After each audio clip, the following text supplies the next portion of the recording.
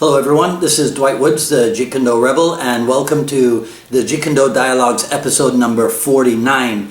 Today we will be dialoguing with Robert Parmakovski out of Melbourne, Australia. And I have to have him clear up for me if there's a difference between Okami Academy and RPI Academy. So everybody sit back, relax, and enjoy episode number 49 of the Jeet Kune Do Dialogues with Robert Parmakovski.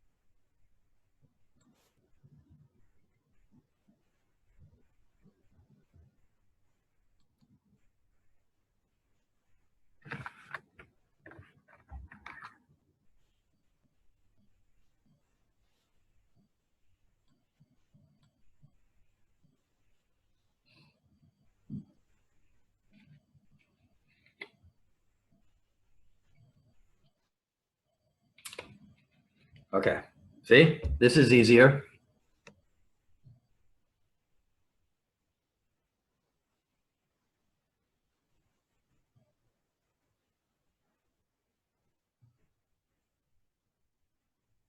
Okay. Can you hear me? Yes, I can hear you. Can you hear me? All right. Ah, yes, perfect. Yeah, all right, okay. So we might not even need... Sorry about that, man. That was a mess. I don't know what happened there. Yeah, I don't know, man. That was like, I could see you, I could hear you, but I couldn't get myself on there, so it was pretty difficult. All right, no problem. So it'll just be the two of us, but you know, your fans will get to it. Do you have your makeup That's okay. on, right? You got yeah. Maybe I can go with a phone mic. I don't think I need these Bluetooth things, do I? No, I don't think so. Let me see if I can turn off the Bluetooth. Okay. No, don't do that. Okay. Let's see.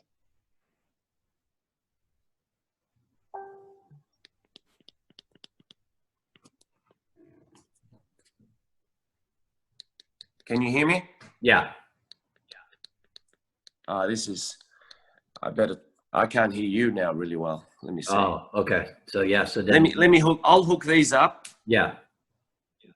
I'll hook these up in this way.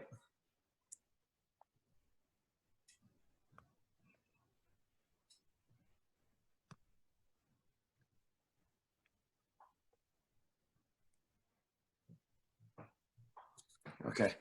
Yeah, I'm not so fancy. I don't own anything Bluetooth. Well, no, I think I have a DVD player that's a Bluetooth, and that's about it, or Blu-ray or something. But that's about it.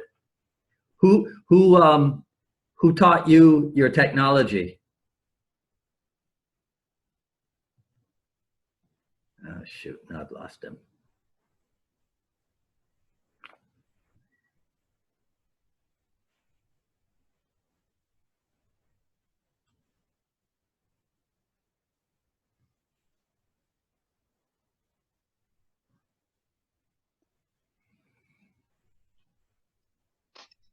Okay. Okay. Here we go. We're good? I can hear you. I can hear you in one ear. So I'm gonna try to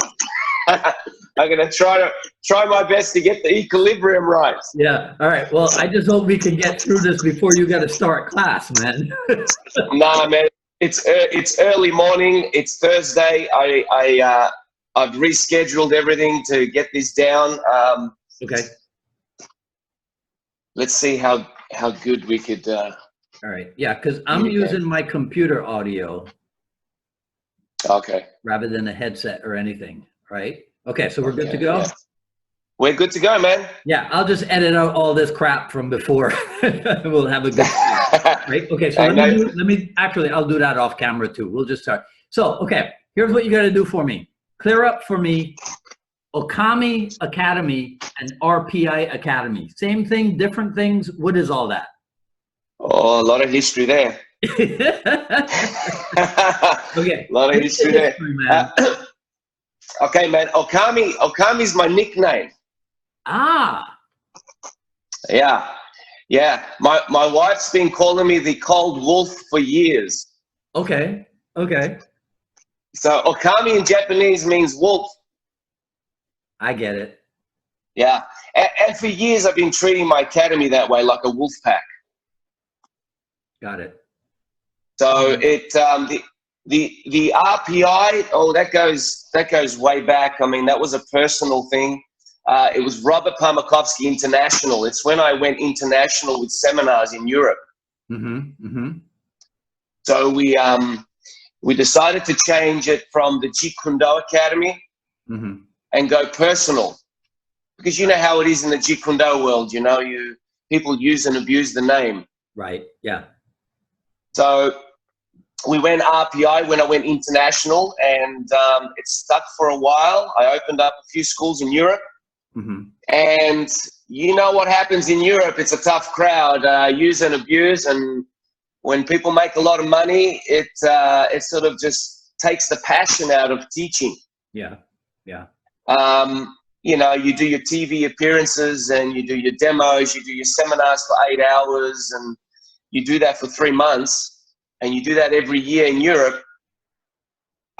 You sort of get well known up there, and then the name gets abused. You know, the Robert Parmakovski name gets abused. So I thought, I had enough. I closed all the schools down, and I sort of had a bad taste to it. And I thought I'd go nickname-wise. This way, it's got a Japanese feel, and it's sort of more. It calms the waters, and I'm not attached to it too much. Yeah. But so it made it more simpler. Okay, but you have a Japanese background because you're third dan, you're sandan in Shotokan, aren't you? Correct. Yes. Okay. All right. So let's go all the way back to martial art beginnings. My research says 1979 Shotokan. Correct. Okay. Yeah. In Australia? In Australia, yes. Okay. 1979. So that, and under Kanazawa, yes. Okay. It was that was the association, Kanazawa, yes. Right. Okay. Where does he fall in the Shotokan lineage and hierarchy? With the founder of karate, Gichin Funakoshi. Okay. He's right underneath it with Nakayama. That's what I thought. Yeah. That's what I thought. Yeah. Right? Yeah. Okay. Because Nakayama, I'm very familiar with, and also Okazaki, Teruyuki Okazaki. Right? Correct. Yeah, because the Shotokan school I was familiar with down in Barbados, they were first JKA, and then they broke away to ISKF. Correct. And when I was a kid, I was such a martial arts fanatic that, I mean, I know about Egami, I know about Oshima, right? I mean, all the Shotokan grades, right? You know, I read up about these guys and what have you. So tell me if anything about Shotokan plays a role 40 years later in 2019 in what you're doing. Well, I mean, I think Shotokan has a good background for fundamentals. Yeah. I think it teaches you base. It teaches you, you know, to extend the body a little more, you know. And I mean, if it wasn't for Shotokan, I wouldn't be with the Machidas at the moment. So I mean, I represent Lyoto and Shinzo Machida. Right. So it was a compliment to actually, yes, you know, for them to ask me to represent them in Australia, Melbourne. Yeah.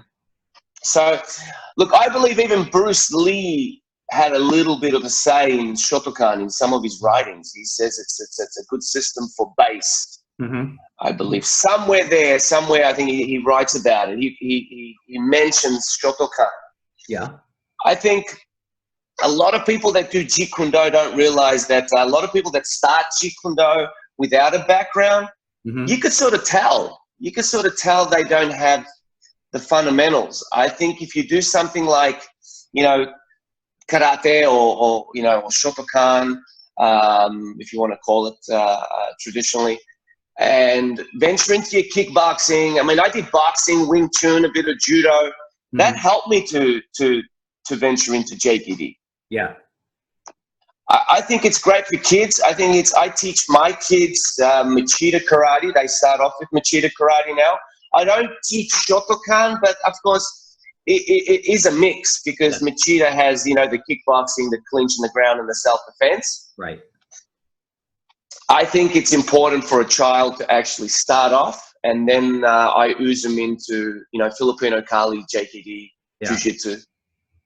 Yeah. You know what aspect of Shotokan I think everybody in JKD could benefit from? Tell me. Dojo-kun. Yes. Yes. Right? Absolutely. I mean, man, it's the etiquette. Yes. Seek perfection of character. Yeah. Hitotsu jinkaku kansai ni sutomuru koto. Right? I mean, come on. Yeah. Right? Endeavor, be faithful, seek perfection of character. You cannot go wrong with that type of a mindset. Yeah. You know? Yeah, man, that was ingrained in us as kids. You know, we had to say it in Japanese. You know, like I said, hitotsu jinkaku kansai ni sutomuru koto. You know, one to strive, you know, for perfection in character. Right. Yeah. Look, I still bring that into the academy, not as traditionally as Japanese, but the etiquette, I'm pretty strict on it. That's how I grew up, and I think Bruce was like that too. So I think you need to keep that respect in class and how you behave. Right. Yeah. Well, otherwise it devolves into something that's not martial art. Well, correct. I mean, we're there to become better human beings and, you know, reach our goals and the journey we're at. I mean, fighting is easy. I tell my students, fighting is easy. I could teach you that. It's not rocket science. But becoming a better human being, that's the tough one. This is the platform we're using to try to, you know, better ourselves as humans, you know, give back, work on our character traits. I mean, that's important. Yeah. I noticed a section on your on the website that said that talked about your dedication to combative and competitive arts, and it's evident by belief in constant training of the basics. So that's and attention to detail. So that's why I asked you about the Shotokan influence. Yeah, well, you know, the repping, you know, doing 1,000 maigeris, you know, to perfect one kick, which you're going to perform consistently. There's not going to be any internal dialogue. It's just going to be a visceral response. Right. Yeah, that I believe the Japanese side of things really gave me the etiquette to be able to, you know, rep, you know, like Bruce says, you know, 10,000 reps. He doesn't fear the person that knows 10,000 techniques, but the person that actually does one technique 10,000 times. Yeah. That's traditional mindset, you know. Well, wasn't there summer training for Shotokan where the goal was to hold Kibadachi until you collapsed? Yeah, or eat a bowl of rice while you're doing Kibadachi. Yeah. I mean, come on. Yeah.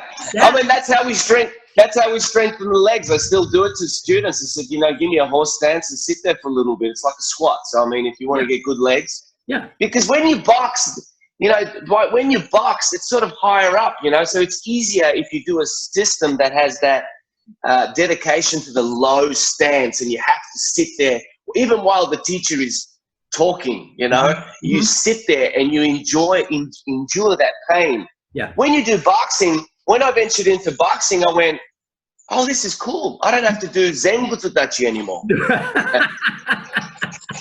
You know, and then it got even better when I did Thai boxing. I went, wow, we're even higher now. You know, so I went, oh, well, thank God for Shotokan, you know.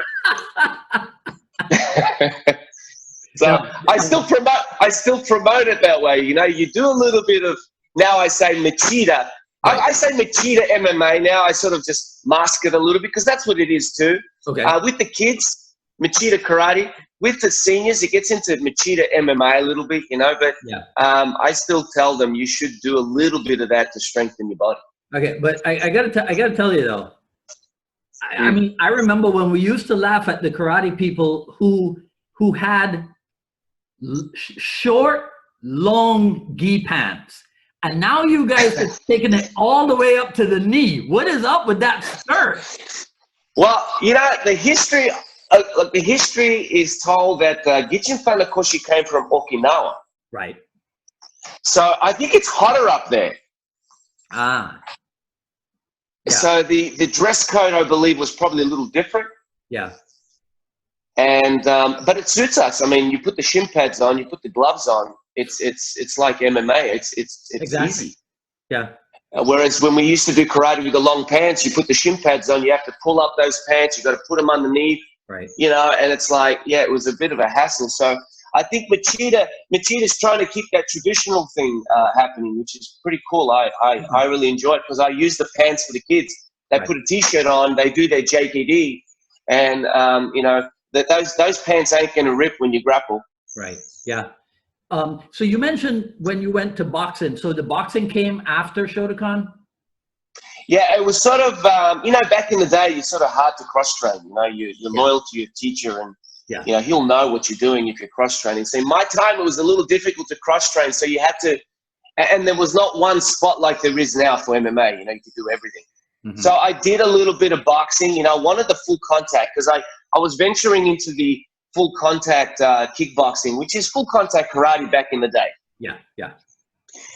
So I did boxing on the side and liked it. Headgear, mouth guard, you know, less kicks, get in there a little bit. So I was involved in that sort of still while I was doing competitions in karate and so forth. And then I took it a little seriously down the track. I see. Yeah. Okay. Yeah. So what led you then to the Jeet Kune Do? Wow. Well, first of all of us know this story. All of us on these interviews say, you know, they're Bruce Lee fans. So we were all Bruce Lee fans, you know. I mean, my first Bruce Lee movie wasn't a TTK tape. It was just the audio. I didn't get to see the video. We didn't have a video at the time, and a friend of mine taped it. Yeah, and I knew all the movies by voice, but not by not by visual. You know, it was really funny. You know, and I was, you know, but I was a big, more or less, at about 15, 16. I remember there were a few articles on JPD, and really, it was really Paul Vunak that actually, you know, gave me that. Mm-hmm. I thought, you know, this guy's telling it how it is. You know, the fights are. That's how I felt. That emotional feel. Mm-hmm. You know, in an altercation. You know, I got picked on. Of course, I was bullied. I wore glasses all my life, so all the fights were from the glasses. You know, sitting on the front row, can't see anything. Right. Wow. So. Yeah, the JKD was always there, and then I ventured into doing it full time. Quit my job. That's down the track. The boxing, you and I talked about this before. There's a relationship between you and the boxing and your dad, right?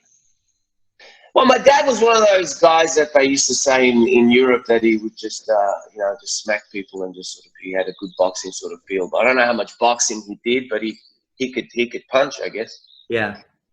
And that's your Macedonian roots? Yeah, the Macedonian root, man. You know, the thing is, I talk about the karate days when my sensei used to hit us with a shinai. Yeah? Okay. Well, I never cried. All the kids did. I loved it. It was like, this is it. This is as painful as it gets. Yeah. And they used to say to me, why aren't you crying? I said, come to my house. Yeah. Come to my home. That's what you should be worried about, not karate. Because if I was in a fight as a kid, even as a teenager, I'd be afraid to go home, even though if I won the fight.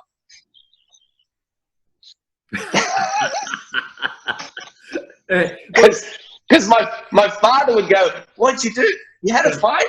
Come over here," you know? Yeah. So, yeah, the toughness came from my dad. Okay. Well, tell me a little bit about Macedonia, because when I started researching you, the thing that came to mind immediately was Manchevsky's film Before the Rain. Yes. And that was 1994. That's all I know about Macedonia. Okay, well, we're going to get controversial here, but okay. Look behind me. You see this here? Okay, yeah. That's a shield that Alexander the Great used to use. That's the shield there. That's our flag. That's the sun. Okay, okay. You know, Macedonia goes way back, man. We're talking biblical days, even further. Yeah. It's you know, King Philip, of course, the father of Alexander the Great. Okay. You know, and goes further back and so forth. But yeah, the country's been through war and through this ancient war and ancient domination and so forth. It's in the middle right now, and it's being picked apart by a lot of the countries that surround it. You know, America has a embassy there that it's, you know, 5 stories down underground. It's huge to be connected, I guess, maybe to Russia or whatnot, or to communicate with somebody. It's like a mid section where you get this traffic. So everyone wants to pull it apart, and it is going through hell at the moment. Yeah. Identity changes and so forth. It is going through a little bit of strife. It's unfortunate, but yeah, we're taught to keep our identity. And I mean, I've done a DNA check, man, and I come from the Balkans. I come from that European cluster, and it's 95%. Yeah. You know, my bloodline is, you know, Alexander the Great. You know, my dad used to say to me, "You're born in the wrong era, mate. You should have been born back then with all of the Filipino training you like, with the swords and the knives." And, yeah. That I've always found that kind of funny, that a lot of us get into the Filipino weapons training, and then we find out that our culture had its own weapons training. Yeah, and I believe every nationality, everyone that went to war, of course, weapons, you know, and the music behind it, you know, the tempo behind it. That's why I think Filipinos just do it right on, and their culture is, you know, right on with the rhythmic and the bongos, and it keeps tempo while you're sparring and you're using your mechanics. I think. Even Dan Inosanto, Guru Dan, once when he was at my academy, we sat down and talked about Alexander the Great, and he's a history buff, of course. You know? Yeah, he knows his history really well. Yeah, yeah. You know, you've been under him for like so many years. Yeah. He said to me, I think he said Alexander the Great had some Persian bodyguards. Yes. You know, and I could imagine how it was in the time. You know, learning how to use your stick and dagger and sword and shield, and it would have been fascinating. I don't think it's changed much, man. You know, 2 hands and 2 feet. I mean, there's only a couple of ways you could do things, right? Right. Yeah, for sure. So on your one of your Facebook pages, because you've got like 10 different setups on Facebook. Right. I've only got 3. I don't know why people say 10.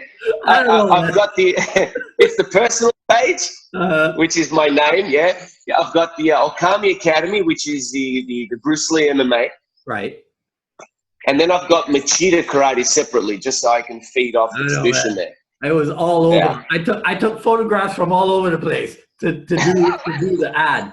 But yeah, I saw a picture of 2 young women, and they have the same VSKI in their last name, the 2 Janevsky girls. Yeah. Well, anytime you see SKI, you know, for masculine it's SKI, for female it's SKA. Okay. But they can do both. I mean, they hold their dad's name, of course. But yeah, that's Macedonian, SKI. Okay, so is there We don't like. It's not that we like to ski. It's just SKI. No, well, but okay. Yeah. No, but what I wanted to know about that was, is there a Macedonian population in Melbourne? Oh yes, yes, yeah. When? How come? Yeah. Well, I think in the 60s, everyone sort of, I guess, wanted a better life and make some money and probably go back. That was my dad's idea. Yeah. He had two choices: either go to Canada, or Australia. I said to him, how come those two? I don't know. I think that's where the boats were going. The 3-month trip, man, you choose. I said to him, why did you choose Canada, man? I would have had a JKD school in Canada. Yeah. And he goes, nah. Yeah. He took Australia for 3 months on a boat, and he was here in 1968. I think everyone was thinking to go back, but some didn't. Right. Yeah.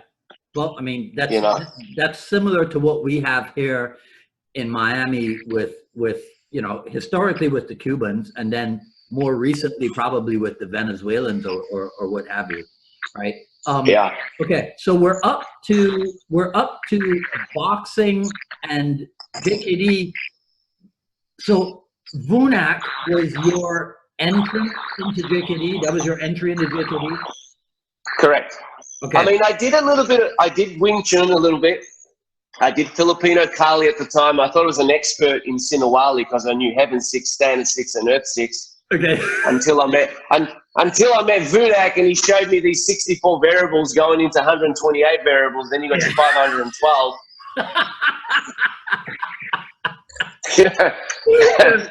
And so I wasn't an expert. I was just like, one drill, brother. That's all you know. Right. Yeah, but you knew the 3 important ones, so that's okay. The 3 important ones, I do the Lunka Lima, forward, back, side to side, back, and that's it. Yeah. a little bit of Hubad and some Paksao, Lapsao, and a lot of sparring. I was like a sparring guy, so but I didn't visit Vu and have nothing. I had my fundamentals. I just. It was time to test myself and move on. So you went out to LA. He didn't come to Australia. No, he's never been to Australia. I took off 99 and I booked in privately 8 hours a day for 3 months. What? Yeah. I spent all my money. Okay. All right. Okay, so explain that, because here was the other thing I read. In 99, you left a career in architecture and engineering to do martial art full time. Well, yeah, look, 96 was when I was sort of transitioning into the full time. I was still doing, I was taking work home as a civil engineer and an architectural draftsman, designer, architectural designer as well. Okay. And fizzled out slowly and had 3 schools, closed them all down and opened up in the garage. Really? As we all do, right? Well, yeah, a lot of us start right there. That's true. Yeah, that's true. I haven't left. I'm still there. But yeah, and I at the time, I think Vu was actually coming up with his own website, and I think he was just getting off that military stuff, and he was trying to get back into his seminar scene. And I just kept hacking on him, emails. Everyone thought I was crazy. It's not going to happen. Mm-hmm. But I was a big fan, man, since I was 15. So I had articles, and I could have chosen anybody. I could have chosen Larry Hartzell, Guru Dan Inosanto, but I just liked what he stood for. Mm-hmm. Yeah. As we all have, the concepts and philosophies, and I'll track back and reverse engineer the learning from there. Mm-hmm. Yeah. Well, Paul was quite prolific in the towards the end of the 80s into the 90s. So, I mean, he really did a lot to put the JKD and the Kali on the world map of the Correct. and get it into the military and what have you, right?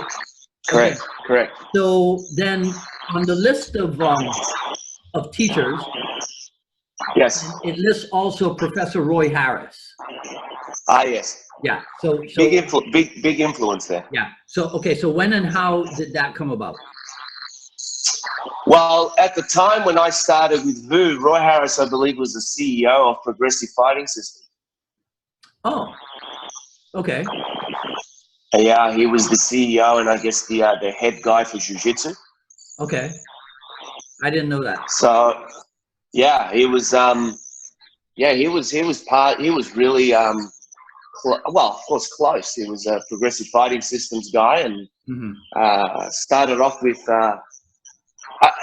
Roy Harris. Sifu Roy Harris goes back with Rick Fay and Greg Nelson and back in Minnesota. Yeah, that I know, but I wasn't. I didn't make the PFS connection. Yeah, he was the CEO. He was part of PFS for a little while, and when I met VU, and the year after that, I went again for 3 months. Wow. So 6 months in total. 6 months in total privately with Super Paul, and I met James Wilkes and Ryan Clark and. All some great guys, and we taught for Super Paul a little bit. That's where we got our. We taught different people from different walks of life, like some military, some police officers, and so forth. So it helped us, break into that a little bit. But in 2000, Super Paul said to me, "You should get some training with, Professor Harris, on your off days," and that's how I met Sifu Harris. Okay. And he's out of San Diego. Yes. Ordinarily, right? Okay. Yeah. You've been there to train with him also? I visited there in 2000, but then I had him down, I believe, in 2004. Okay. I got my apprenticeship under him in Jiu-Jitsu no-gi. Right. He said it was the fastest guy that ever reached the apprenticeship level. Really? In 1 week. Yeah, that's what he said. I'm quoting him. But I mean, Sifu Paul started off me with the Gracie Jiu-Jitsu stuff. So my journey of Jiu-Jitsu started in '99. Okay. When did Sifu Inosanto come to Australia?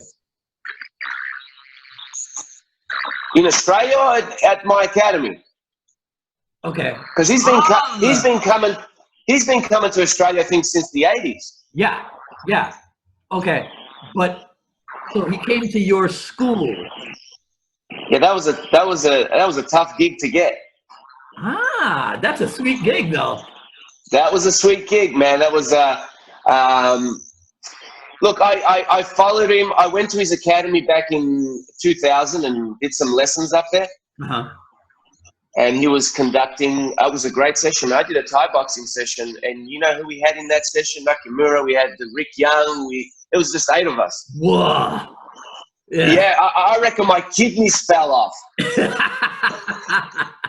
I was with James Wilkes and Guru Dan put these bungee ropes on. I think Eric Paulson designed them at the time, and we were doing Thai boxing with bungees. Yeah, man, you know when stuff. Yeah. Yeah, and when Guru Dan walks around, James was saying, hit harder now.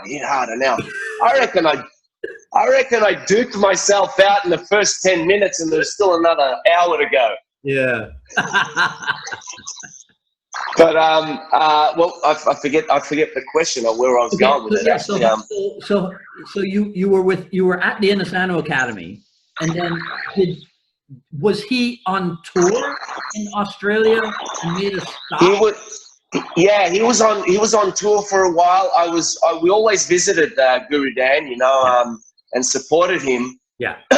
And at one stage I said, I actually approached him myself. I said, when can you come down and bless my academy? It'd be an honor. Yeah. I said, whatever it costs, we'll put it together. He actually said to me, as he is, he's a nice guy. He says, no money, I'll come to you. I'll come down. I'd love to come down, and so forth. And then I think the next year, you know, we wrote letters to his wife and his entourage and got it together. And it cost us a fair bit, but we put it all together. We raised the money. Nice. And it was just in-house, you know, and I asked for the subjects what I wanted to see, and of course we wanted to see some of that brutal trapping and blast, headbutts, knees and elbows. I wanted to see where my instructors got their stuff, you know, and we wanted to see Dan do it, because Dan will just go off on a tangent, right? He'll just show you everything. Yeah. Yeah. So he came down for 3 hours, but he stayed for 5. We had lunch and everything and conversations, and it was great. Yep, that's typical Inosanto right there. Yeah. He mentioned to the entourage, I must say, 3 hours went up and they said it's time to go, and Guru looks at all of us and says, there's no time in this place.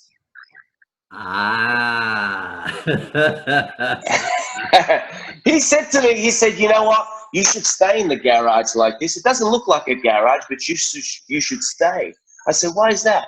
He said, I miss my garage. This is where you bring up champions. This is the raw, you know. So it was a good thing. So you said that earlier, and I just clicked on what you said. So the pictures that I see online today, that's still in your garage? That's still in my garage, yes. That's not a garage, boy. No, man, it doesn't look like a garage. We've designed it really well. I mean, it's got dressing rooms. It's got a front area with, you know, coffee and for the parents to sit down and wait for their kids. It's a zebra mat matted at the rear, and toilets and So it's gone through a transition over the last sounds like 20 years. Sounds like a background in architecture and engineering. Well, you know, Dwight, I've moved from there once. I opened up a massive club with a UFC cage and Fairtex bags, and we're talking, you know, a massive area to host 100 people at once. Yeah. It didn't go well, man, partnership-wise. And the passion, it's hard to look at people as a number, you know. I'm a passionate martial artist. Money and passion don't mix very well when you confuse them. It's a tough code to crack, you know. Yeah, and we're always going to be in search of it, you know. Correct. I find some comfort in knowing that Bruce Lee was not averse to the idea of making money through your martial art, but he was insistent on it being valuable. Correct. Whatever it is that you put out there has to be of high value. So I think as long as we can maintain the integrity in what it is that we're offering, then by all means, we should go ahead and make a good living from it. Right? Absolutely. The term Bruce Lee's MMA, is that a takeoff on Dana White's, you know, Bruce Lee is the father of MMA? Well, we've always thought that Bruce was the founder of mixed martial arts and being well-rounded, I guess. I mean, we all knew that. Mm-hmm. But I don't think the young generation understands what Bruce Lee has given us. Yeah. The Jun Fun alone has, you know, a CrossFit style concept as it is, and I don't think people give enough credit to it. Mm-hmm. Yeah. And so this is why the concept competitive and combative, you got to do both. Right. If you just do combative, which is the Bruce Lee MMA combativeness, which is the street material, which is still MMA, but it's a combative MMA.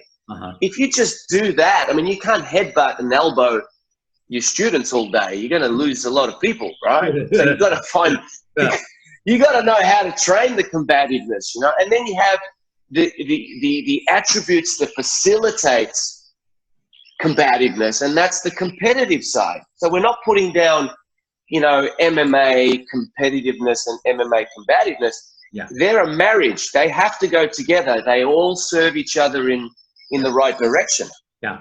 Not Eric. Bert Richardson once said that Sifu Dan made a comment that in JKD, we have to be informed by what the combat sport is doing, by what the competitors are doing.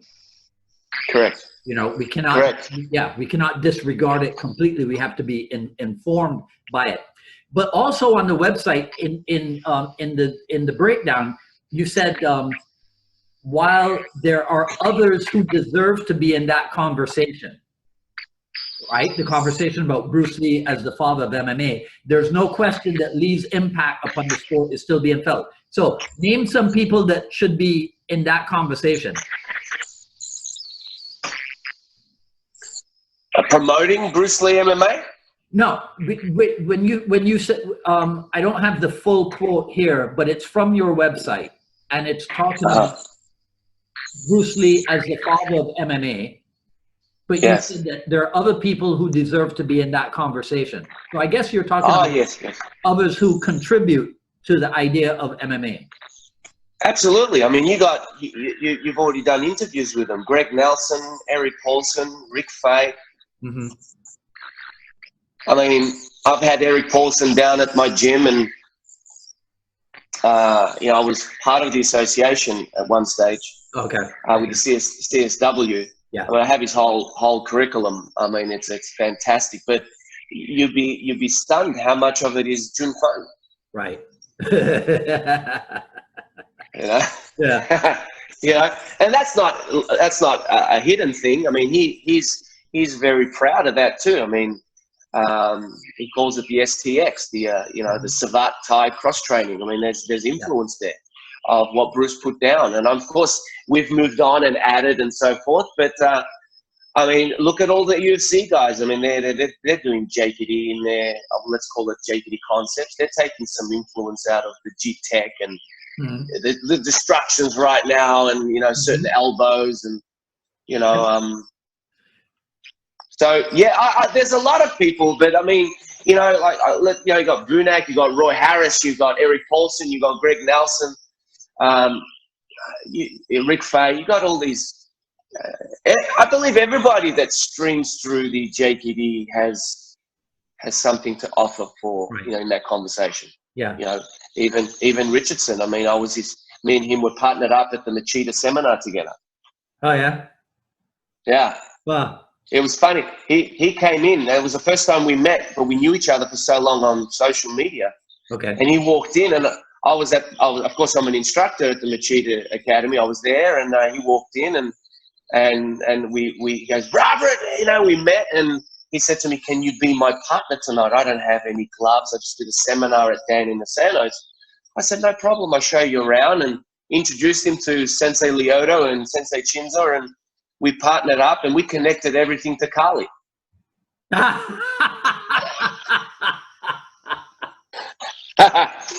know, I mean, I tell people, once you learn Filipino Kali and you learn that kamutli hook means motion, you're going to know every system. Yeah. You know? Remember, you're not supposed to say that, right, in the JKD. I know. You know? Yeah. Yeah. I mean, I was at the Machidas, and I'm doing karate, and we're in the gi and stuff, and he's on his shorts and t-shirt, and we were relating everything to Filipino. Yeah. And we named him too. Yeah. Hey, I did something similar in trying to remember Ajahn Chai's defenses against the clinch in Muay Thai.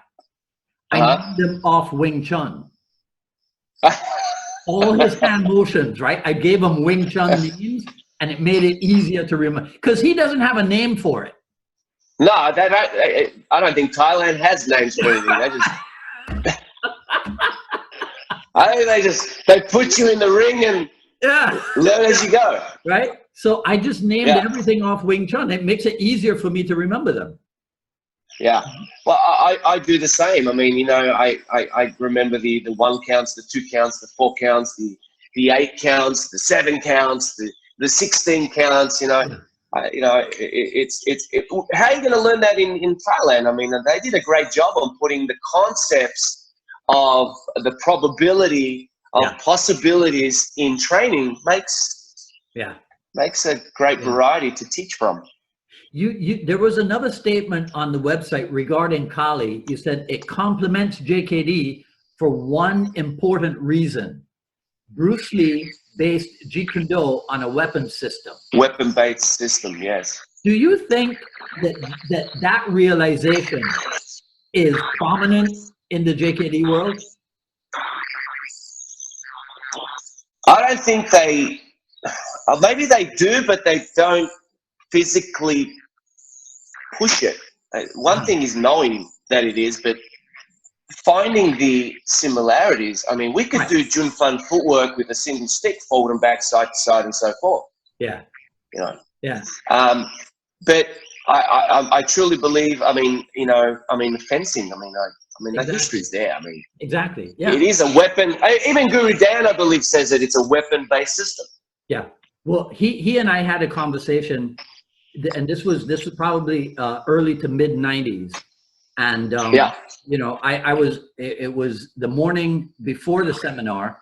I was out running. He was walking, you know, through the grounds of the hotel, and we fell into conversation. And I said, you know, sometimes I feel guilty because I can explain JKD principles really well using Kali. He goes, don't worry about it, because it's based off the sword.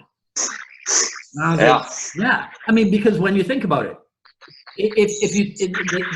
the historical thing about Jeet Kune Do, boxing, Wing Chun, and fencing. Well, what's the Spanish word for fencing? Eskrima. Correct. Right? So if we wanted to push it, we could say that Jeet Kune Do historically was based off boxing. Is there such a thing as Filipino boxing? Right? You know, Wing Chun. And Eskrima. Well, there you go. I mean, you just have to look at boxing. I mean, boxing comes from the Philippines, right? So you take out the knives and you got the same movement, you know? You know, dirty boxing, Pan and Tukan, Pan and Jackman. I mean, I believe he knew all that. Yeah. You know, and for him to use weapons, I guess that's the first thing he's going to grab too in a real situation. Mm-hmm. Well, that's what I'm going to do. I don't want my blood on you or me, and I'm just going to grab a bottle. Right. or a Dos Manos chair, one or the other. I'm not going to go empty hands. You know. But one thing I wanted you to break down for me, when it says on the website that the arts that are taught in our MMA class, right? So we're talking about the Phase 1 program. So it says Bruce Lee's JKD, Jun Fan, Filipino Kali, kickboxing, boxing, wrestling, Muay Thai, Sabat, and grappling. If somebody reads that, they're going to make the mistake of thinking that these are all separate classes. Correct. Correct. You'd need, you know, 15 days in a week to actually, you know, and people are going to choose. I mean, we've done so many things with our timetable in regards to that. Yeah. You have a JKD class, you have a wrestling class or a you know, boxing class, and people are going to pick and choose, and they're still not going to be well rounded. Right. Yeah. So it says that 70% of the training is Jun Fan kickboxing, and the other 30 is the trapping, single stick and single knife and what have you. But what's the essential structure behind the way you're doing it? Because I'm always intrigued by the different methods that my different JKD colleagues use to transmit their information to the students. Yeah. You know. Yeah. Well, I treat it. I mean, all those writings that you see there, that's big influence from Roy Harris. Okay. He's made a lot of sense in the JKD world. You know how he's very vernacular, and I believe he was the first guy to put the curriculum down for jiu-jitsu for people to understand with all types of body types, all morphology. Yeah. So he did the same with the JKD, and that's why I say he was a big influence in the teaching part of what I do till this day. I mean, I still have conversations with Super Roy on a weekly, or sometimes every 2 weeks, or sometimes monthly, but we're in touch. But I treat it as ranges first. So there's kicking, punching, trapping, grappling, weaponry, and mass attack. So I teach it as a 6-module structure. Got it. Yeah. And every art's going to fit in one of those ranges. Okay. I see. You know, so and I don't plan a class. I have a curriculum guide, which people can see, a massive poster, which I require my students to have a requirement of the fundamentals. And then I start branching out to the other areas. But I don't plan a class. Really? Yeah, I learned that from Super Paul. Okay. So I have a guide. Right. I mean, you know your students, you know what they're good at, you know what they lack, you know when they're sore, you know when they're happy, you know when they had a hard day at work, or there's a death, or there's family problems, or whatever it is. I mean, you could sense that. That's the spiritual side, as some JPD guys call it. Okay. You walk in. Of course, we have our warm-ups, we have our fundamental training and so forth, but the night before could have been like last night. We had a kickboxing session for 1 hour. And then we had a jiu-jitsu night where you put your gi on after that for another hour. And majority of it is sparring and grinding it out. So tonight, to do that again, we're sort of in that safety zone. You know, you're going to get injured, and we try to kick into a different level. It might be self-defense tonight, you know. It might be knife. It might be sparring with weapons. You know, it might be pad work and working on skill sets. So I've got to read the students and read the vibe. I'm in touch with them. It's like a garden, you know. You got to if you don't nurture it, it's going to grow weeds. It's going to rot. It's going to die. You have to be in tune with every student. Every student's different too. So the task is, you're never going to please everyone. This is in seminars, I learned this big time, like since 2006 in Europe, and doing it, consistently. You know, you're never going to please everyone. You're going to have people saying you teach too quick, you teach too less, or you teach too fast.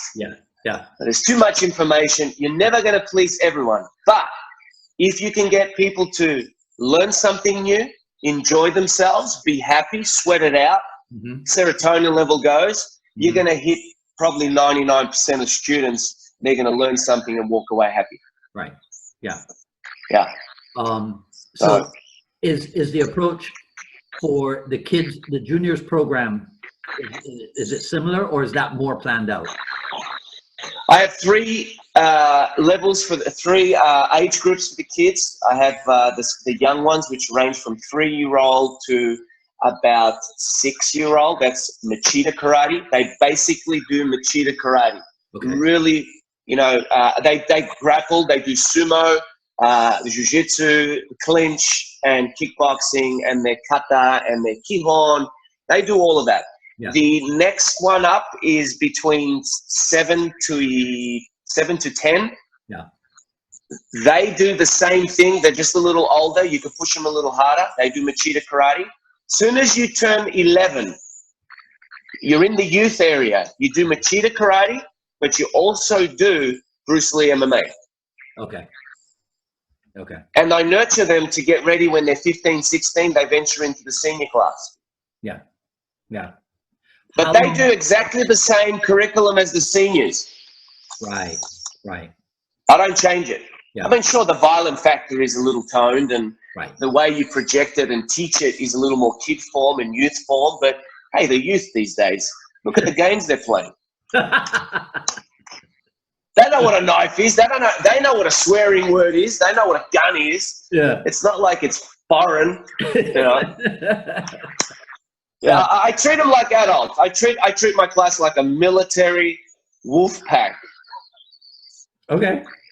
How long Yeah. has the person who's been with you longest? How long has he or she been there?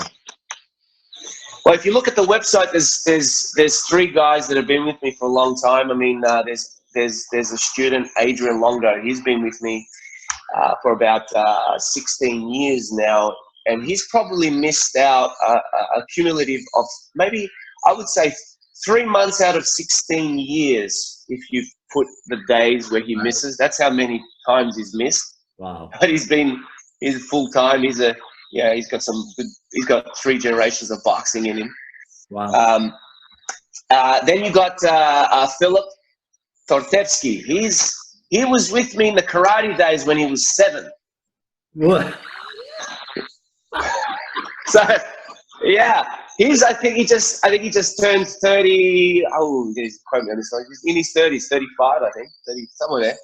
Jeez. So, yeah, and then I got Daniel Gonda. He's pretty much 16 years here on and off, but Okay. they all been with me for a long time. They know me very well. Yeah. Wow. They've seen the good and the bad. Okay. Let me ask you about Australia, right?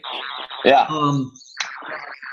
Because, like you said, Sifu Dan's been going to Australia for probably about 30 years, I think. Yes. Right? And the name that I remember from way back then is Walt Missingham. Oh, yeah. Right? Can you tell me about the history of is the history of Jeet Kune Do different in the 4 corners of Australia? That Walt Missingham, I don't know if you know the history there. I don't know my exact history with him, but I think he was the person that brought him down for the video. You know that video that they made with Larry Hartzell, I think, Phoenix Productions or something. I think he had some form of just business ties with him and authority, something like that. And it's, who knows? I don't think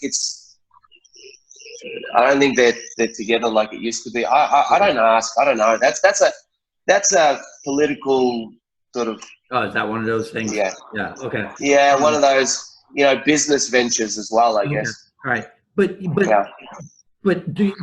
you tell me the history of JKD history in Australia? I think there were people floating around, back in the day when Dan Inosanto would come in for a seminar, and I think Walt was more involved at that time. So any students of him probably would have been JTD orientated before anyone, I believe. I think, yeah. Yeah, I mean, which I know one of them. I believe in Sydney. I think he's a Paul Runag guy too. So I really don't know the history lineage there. Yeah, because all I know, I mean, I know that they've been going there for decades. Even Cass, when Cass was traveling with them, Cass has been down to Australia, and now currently, there's Cookie Vasulu and Nino Pila. Nino Pila he's the most fascinating Australian because he's such a nice guy, man. Every time he came down, he's an Italian name with an Australian accent. He's like Anthony LaPaglia. Yeah. He was the first guy that invited me to his Adelaide seminar. I was representing Melbourne as the JTD structure, and then I flew out there and met Dan again. Nino Pillar and I we're still good friends, as well as Cookie too. She runs the whole show, I think. Right. Yeah. I mean, but I mean, I don't think I've ever seen a picture of Nino in Australia. Every picture of him, he's in LA. Well, because I think he's like living there and dedicated his life to his stunt work and teaching to Guru Dan, and so only time he's here is probably for the seminars, and then he goes to his school, checks it out, and then just goes back to LA. That's a hell of a life, man. I wouldn't mind it. Right. being around Dan, you know how it is. It was it's just you want to live to 150 if you could do that. Yep. What goes on in the phase 2 program at your school? You know, phase 1 runs. Look, if you're training once a week, you're probably not going to get through the phase 1 training for at least, 2-3 years. Okay. And some people do, some people don't, and then it ventures more into. Then you get into more of the Kali. I see. You really get the depthful Kali structure there, which is really mind-boggling for a few people. There's a lot of variables, and there's a lot of. You just have to pick one and just put it in Sambrata and Numerata and Sarata and put it on the ground, and your technical repertoire, and you know how Kali is. It can branch out to all sorts of areas, but that's more the Kali factor. We still do everything in phase 1. Phase 1's I think it's a famous phase 1 terminology. I think Rick Fay has his phase 1 program. Roy Harris has his phase 1 program. I think Paul Runak. I don't know if Dan does his phase 1 program, but I think phase 1 is always going to be the fundamentals, and I think you go back to them all the time. Right. So the phase 1 is still in training. You don't cancel phase 1 out. Okay. I guess it's just the name. I think it's. I see what you mean. Yeah. Do you ever get questions like, well, is this a Jun Fan technique or is this a kickboxing technique? Yeah, I do, man. I don't even say it anymore because it looks like karate technique as well. And as soon as I say karate, people think, oh, sugar, no, that's not what I want to do. Right. Yeah. Yeah. What give me an idea. Somebody calls to get information about you guys, and you invite him down to the place. What goes on in that first visit? Yeah, I interview every student personally. Okay. Yeah, hands on. I don't talk price on the phone. I don't talk curriculum on the phone. I give them a warm welcoming that you can more than welcome come in. I'll find some time where I can sit down with you because everyone comes in for different needs. Yeah. And I sit down with them and answer all their questions as clearly as possible and give them a guideline of what we do. And they'll somehow fit in. Some people come for fitness. Some people come in for self-esteem, self-confidence. Yeah. Self-defense is probably the key. No one comes in for jiu-jitsu or Kali. Right. Everyone comes in for Bruce. Everyone comes in for, the JKD structure. Everyone, really? I guess I'm known for that one. Yeah. And the funny thing is, and when they find out I've been grappling for 17 years and the jiu-jitsu with the gi, and that's on a good level, I should say, people go, why don't you just open up a jiu-jitsu school? I said, I don't want to open up a jiu-jitsu school. There's too many of them. It's like KFC. Yeah. They're everywhere. Who was the first Brazilian Jiu-Jitsu in Australia? Do you know? I think the first two guys that started Jiu-Jitsu, if my history brain can kick in like Guru Dan, I think it would be John Will and Peter DeBean. Okay. Yeah. John Will's a good friend of mine. So is Peter. I did train with John Will at the time, back in 2000. A lot of privates, a lot of grappling, a lot of gi. I needed a place to roll, while I'm teaching my school. So during the day, you just go somewhere and you just roll. When you were talking about the Machida seminar where Bert was, where was that? Yeah. Was that in LA? That was, California, Lomita. Okay, so there's Machida. Okay, wait. So now I'm confused. Is there Machida Karate in Melbourne itself, separate from you? No, I'm the only one. Oh, okay. Yeah, I'm the Melbourne representative at the moment. Okay, I got it. Okay, so then because I saw a picture on one of the many pages for you. Right. Yeah. So that's probably the California thing that I saw. Yeah, that's in Cali. Yeah, you can tell the dojo is magnificent. It's fantastic. It is a gorgeous thing. Yeah. How do because let's see. Somebody asked me a question once about Shotokan and Machida's representation of Shotokan in MMA, right? And I said, well, obviously what he's showing is that you can adapt your art. He's a perfect example of adapting your art to what MMA requires, right? How do they explain it? How do they explain, bringing Shotokan into MMA? Yeah, look, I've had lengthy conversations with Sensei Lyoto and, of course, Sensei Chindo. The Shotokan, or let's call it Shotokan, because I mean it has that sort of flair. Yeah. It's great for kickboxing, for MMA because of distance.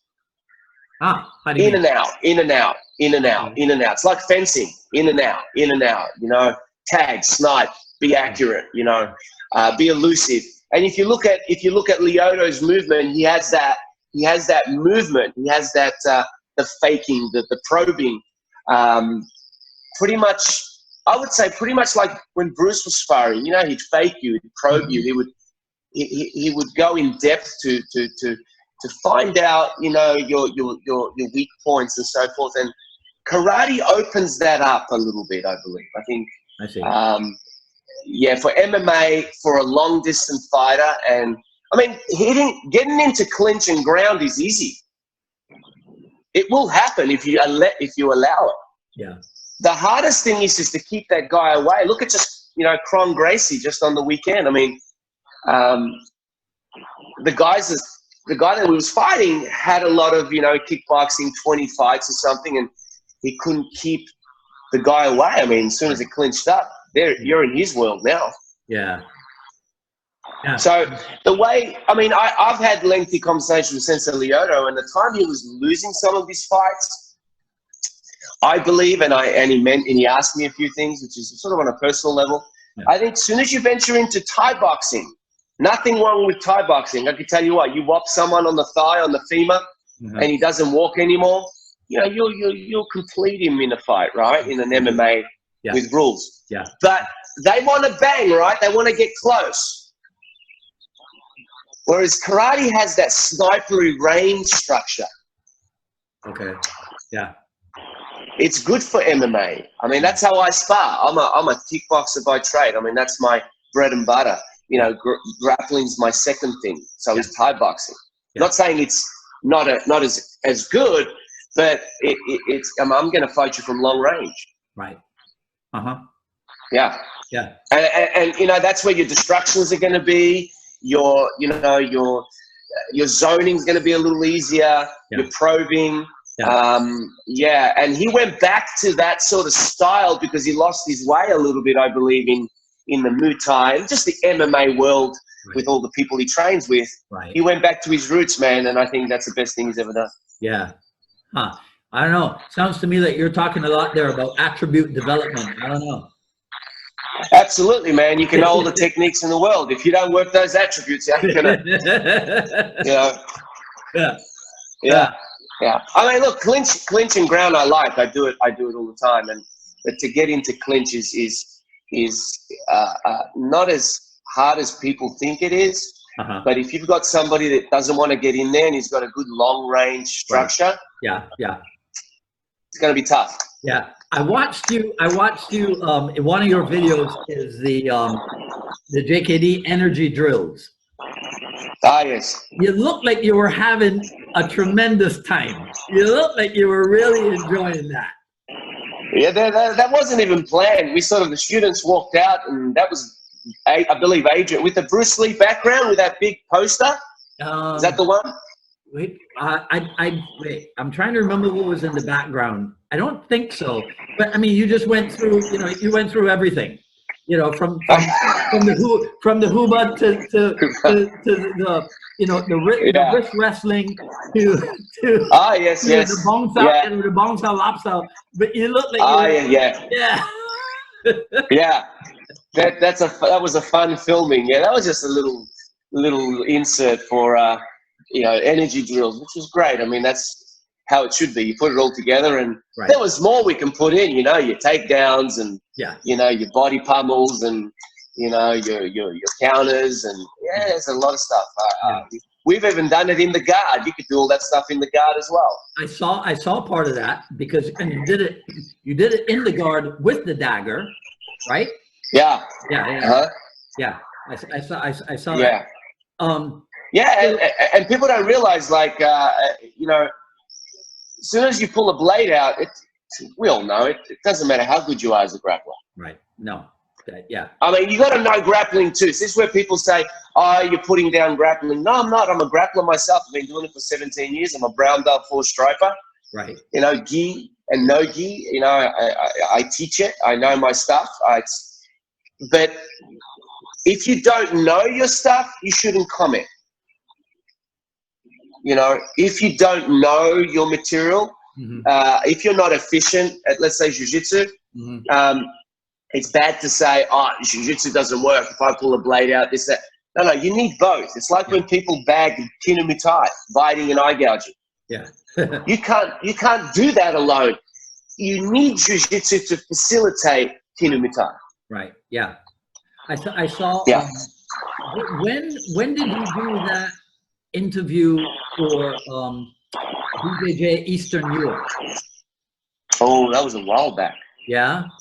Yeah, I copped a lot of slack for that one. Well, I was just going to ask you if you got yourself in trouble for that. Yeah, of course. Yeah, I was talking to Sifu Roy at the time. I said, I'm going to get interviewed. These are some of the questions, and we sort of went back and forth with a few little things, and he gave me some insight on some stuff. Yeah. And he's straightforward too. He doesn't mind controversy, but we said it how it is. Right. Yeah. Yeah, I did cop a little bit for it. Yeah. Okay. All the jiu-jitsu, all the emotional martial artists jump on.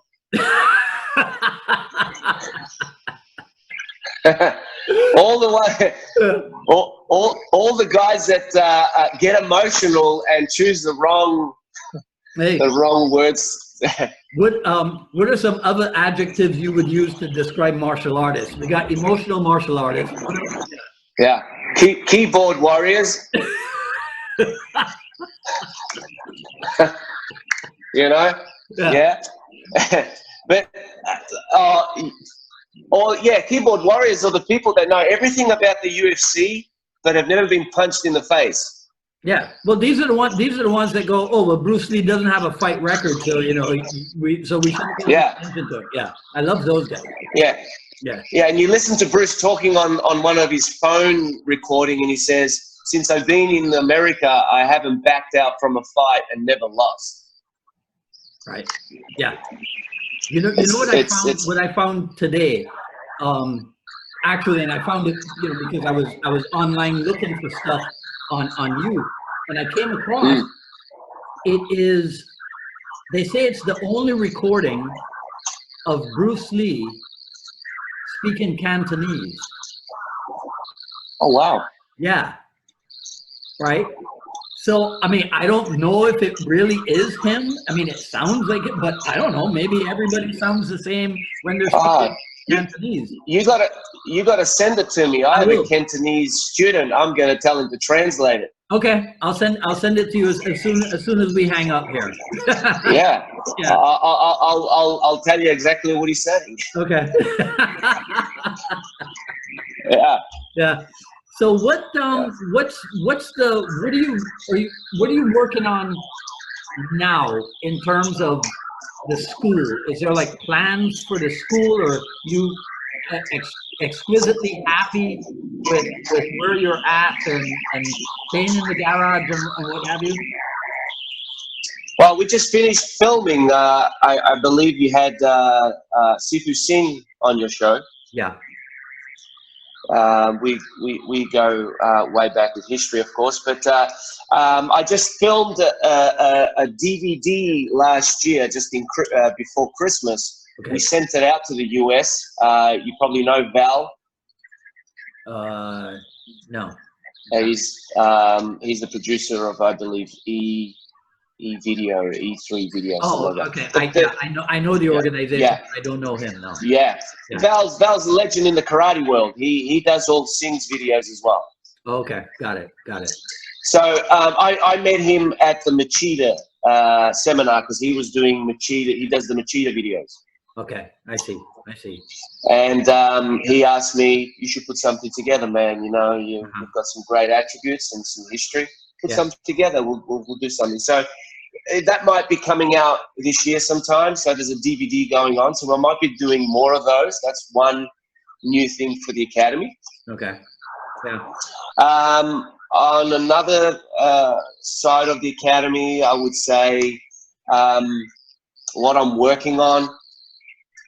I'm trying to move away from this. I mean, we call it MMA, but I'm moving into just more development of teaching, more the development side. The violent side is always present, right? And trying to give back to society, I guess, and change people's lives a little more, because no one knows these days if it's good or bad, and there's so much out there. So I'm trying to develop the Bruce Lee MMA brand, so to speak, and for people to know how to benefit from it, you know, to change their lives. It's a lifestyle. It's a way of life. It ain't kicking and punching is easy. So that's the new thing I'm going into. On a personal level, you know, I'm trying to just keep myself. I mean, I'm a walking X-ray, man. You name a body part, I could give you an X-ray on it. Wow, God. Yeah. I recently got diagnosed with severe arthritis in my right ankle, which I, you know, hate because I love running. Yeah. I'm a big David Goggins fan. Oh, that guy's a nut. You know? Yeah. He's a good nut. He's a nut. He's a good nut. As soon as I see him, I'm thinking, what am I complaining about? Right. Yeah. Yeah. It gets me going. Yeah. Well, I'll tell you what. From that recording I told you, right? I thought, you know, I have no idea what he's saying, but I think I might start listening to this every morning.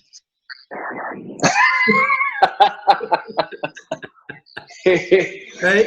Yeah. I mean, because there's some people who were just so. I'll tell, and then you tell me for you.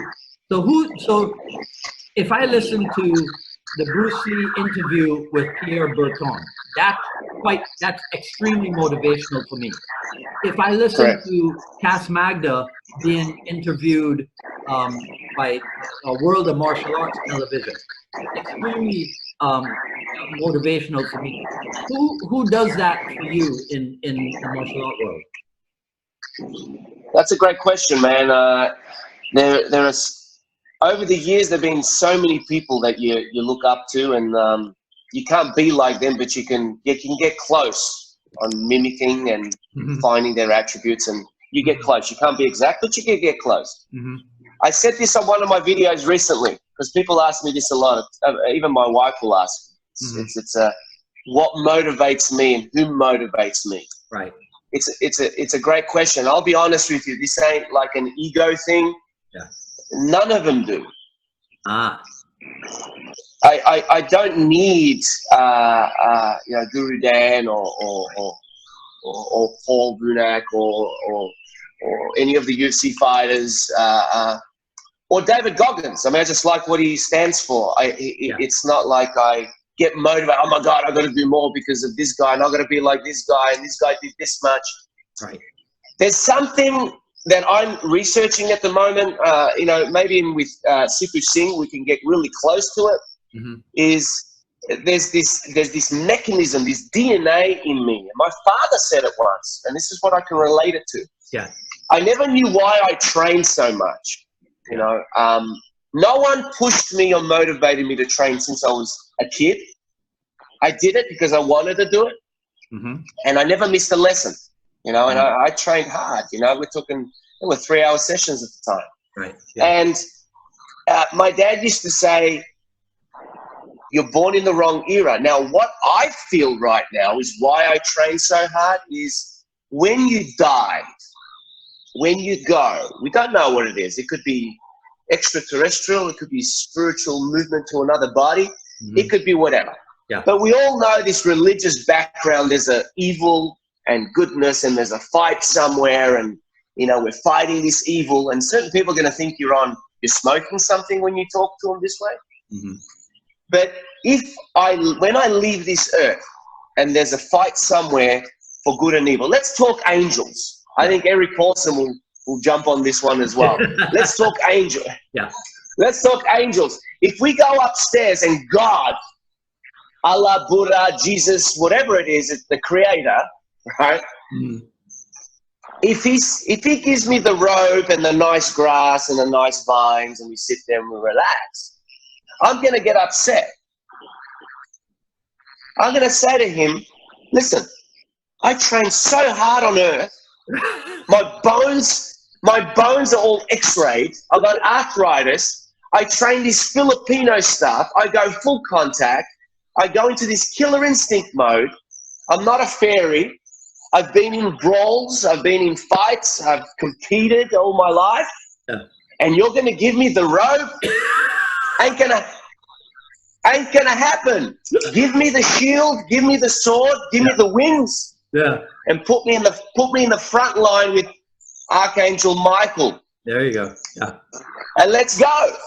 Or just send me back and let me repeat it. You got me? Yeah. So when I train, I try to train 150%, and I train to make sure that I don't disappoint that higher power if I'm needed. I got it. Yeah. Yeah. So it's more of a spiritual, internal, personal feeling that drives me. I would love to be a fly on the wall overhearing a conversation between you and Sifu Singh. Right?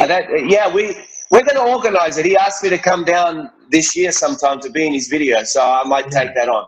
Yeah, I can because when I did it, I don't know if you watched the dialogue episode. I did. With him. Yeah, I watched his. I watched Nick. I support all the brothers, man. It's I watched it. Singh he's phenomenal. There's just something energetically about him that really resonated, with me.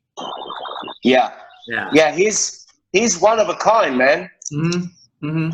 Yeah, we spoke not long ago on the phone. I think it was like a 3-hour session. We just talked about all sorts of things and our history and what we went through and so forth. But he's in touch with a lot of his internal possessions, so to speak. Yeah, and that's why like I say this on almost every episode of the dialogue. But that's why I'm doing this, because I think we have some of the most fantastic people in the JKD world. Yeah, I think we explore a little more. I believe. I think we were the first to jump into all these different tournaments over the years, and we don't mind it. It's just exploring and finding about, being in that I think, as Bruce says, that moment, when I'm teaching military and police, it's the same thing. This is why Sifu Singh and I have that similar structure. It's you can't think what you're going to do. It's not going to happen. You have to be present. Yeah. You have to be in that moment of time to make sure that you choose the right answer, and you can't think. You're behind. You're in the past, so to speak. So, that is that's really deep. For some people, they just want to come and train. They don't think of that moment, and that's why I say developing the human is probably the way to go. I believe to get them to understand themselves a little bit, because punching and kicking is just physically. It's just a physical thing. Yeah. You got to get into your discipline, the mental, and then kick into the emotional. I see a lot of people break in the emotional areas. I've seen guys in my academy that will cry through pressure. Right. You know, I'll put them through pressure, and the grown men will cry. Mm-hmm. And that's because they're not used to dealing with pressure, answering questions in pressured moments, and that's what life's going to give you. Yeah. Outside of the academy. Yeah. Well, that's one of the greatest gifts, that martial art delivers. I find, and sometimes it's lost in favor of the physical aspect. But as you say, the physical aspect, I mean, that's not, that comes and goes, man.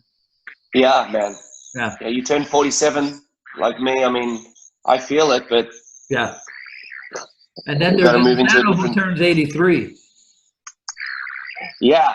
Well, that's what gives us that keep moving. Yeah. It's still going. Yeah. Still going. Yeah. But yeah, I think the emotional part is the key to reach, and then kick spiritual. I mean, spiritual is just the goal, what you've reached, and you repeat the process. You know, like you say, learn, practice, master, functionalize, maintain. Yeah. Hey, did you hear me say that in the broadcast earlier today, or did you just come up with that? Which one was that? No, the learn, practice, functionalize, master. That's exactly what I talked about today. Oh wow! No, I got it in '99.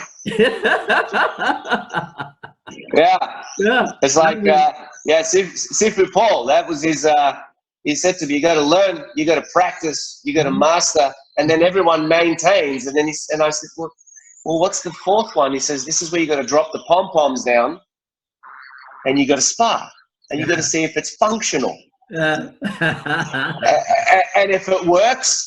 Right. Pick that worked and maintain it in a drill. Right. Yes. Yeah. So yeah, it's really these concepts are the cornerstone of what we do, and I believe with every JPD guy, they're the cornerstone of the martial art. I believe those little concepts and philosophies and the Tao of Jeet Kune Do. I mean, I've read that thing so many times. Every time I read it, it's like a brand new book. I know. Yeah. It's weird, right? It's like, man, now I understand it. It's like, well, why couldn't I understand it 10 years ago? Yep. You got to discover it, right? Yeah. You discover it, you feel like a genius for 5 minutes, and you move on because you know that everyone's already got it. But it's a cool feel for a moment. All right. Yeah. So listen. Okay. So let's wrap this up. Where is the best place to get a hold of you? If somebody wants to reach out to you, what's the best way to do that? You can jump on our website, which is www.okamiacademy.com. Okay. Facebook, the connections are there. You can jump on Facebook and look for my personal name, or just look for Okami. The connections are there on the website. All right. You can find me there. Yeah. You can email me, you can call me, you can visit. The address is there. There's nothing hidden. There's none of this come through, hidden monkey style that you have to, send a pigeon over with, smoke and. You can rock up. You can just rock up. You probably won't train, but you can rock up, and I'll chat with you and there you go. Tell you to make an appointment with me and see me. Yeah. We close the door as soon as we start training. Really? Oh yeah, we close the doors. We don't allow anybody to watch. Okay. So there's no That's walk-in something you do or what have you. No.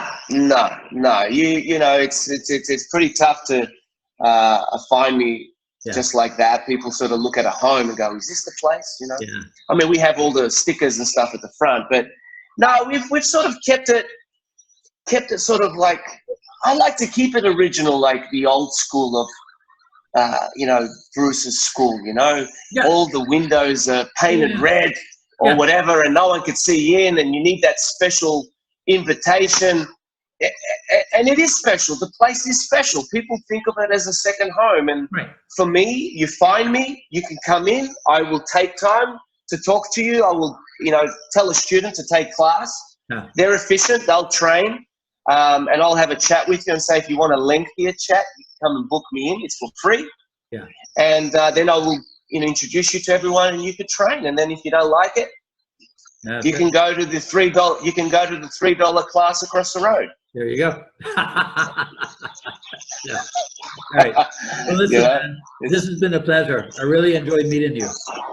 Well, you too, man. Thank you for giving me this opportunity to actually, voice a little bit of our journey. I mean, we could go on as a lineage from 79 to now, but it'd take too long and too many names to mention and too many arts and too many injuries. There's always a part 2. Yeah, there's always a part 2. Maybe we can do a tandem with Singh.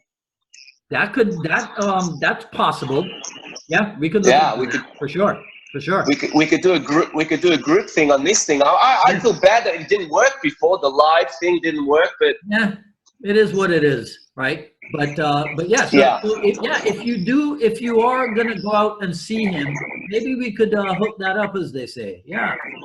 We could be in the same room. I guess it'd be easier. Right. Yeah. Well, so my next dialogue partner is Jay Logan over in Hong Kong. That's on Friday. Oh, wow. But then next Friday, I have Clay Pratka booked. Oh. Yeah. Yeah. Right. That's going to be a good one. Yeah, he's supposed to. He's got. Gunnar Davis set that up for me. Oh wow. Yeah. So. Yeah, I enjoy all of them that you do. I mean, I enjoy the ones that I know. Yeah. The people, I know their history. Like, I mean, I know Eric Paulson. I know Singh. Yeah. I mean, I know of Greg Nelson. I spoke to him the other day via Messenger, Greg. And the history behind them. And you had a ball with them. They're just characters, man. Those guys aren't they? They're just. You could listen to them like, when Eric came down, he sang "Happy Birthday" to me with a cake in the city with his wife. It was a weird feeling, man. Yeah. He's Eric Paulson singing me "Happy Birthday." It's like, this is a legend sitting next to me singing "Happy Birthday" with his wife, and I didn't even know he was going to do it. He was such a gentleman and just a nice guy. I think all of them are, man. Everyone is, I guess. But these guys that put a lot in the world of martial arts, they've done really good. Yeah. All right. Well, thanks again, man. Well, thank you, man. If you want to do a part 2 with tandem, I'm all for it. It would be a blast to do one with Singh. So I'm gonna mention it to him for sure. All right. Okay. Actually, he wants to come into the Machida Academy. He wants to do a session with me. So I'm gonna bring him in there and show him what karate is all about. He'll have a good time. Yeah, I'm gonna muck it up. I'm gonna just take him to the ground. Yeah. I want to see his jiu-jitsu. Yeah. All right, Robert. It's all good. Okay, man. All right, man. All right. Enjoy the rest of the day. Peace out. Thank you again. All righty. Ciao. Bye. Okay, that was episode 49 of the Jeet Kune Do Dialogues with Robert Parmakovski. Hope you guys enjoyed meeting and getting to know him. That's it. Feel free to share, like, comment, sign up for notifications for when we go live. I'm sorry about the mishap earlier when we tried to do this. But sign up for notifications for when we go live on Facebook and also when we post the final edits on the YouTube channels for both the broadcast and the Jeet Kune Do Dialogues. Follow me on Twitter at Dwight Woods or on Instagram at Dwight D. Woods. And remember that at ilovejeetkundo.com, the Quick Skills Series Volume 1 is still available. Also check out jkdrebel.com/store. Make a purchase. All proceeds go towards upgrading what it is that we're doing here on the show. Coming up on Friday at 7 p.m. and this one might be off camera, but I still have to verify it. 7 p.m. on Friday we'll be dialoguing with Bay Logan, the author of Bruce Lee and I. And so we'll get some insights into the world of Bruce Lee from a celebrated filmmaker. And that's it. All right, so I'll see you back here next week, Friday. Let's see. Yeah, next week Friday I should be on with Clay Pratka. So we've got a lot of stuff booked for you. All right, so everybody enjoy the rest of the day or whenever it is that you're checking this out. This is Dwight Woods, the Jeet Kune Do Rebel. You guys take care.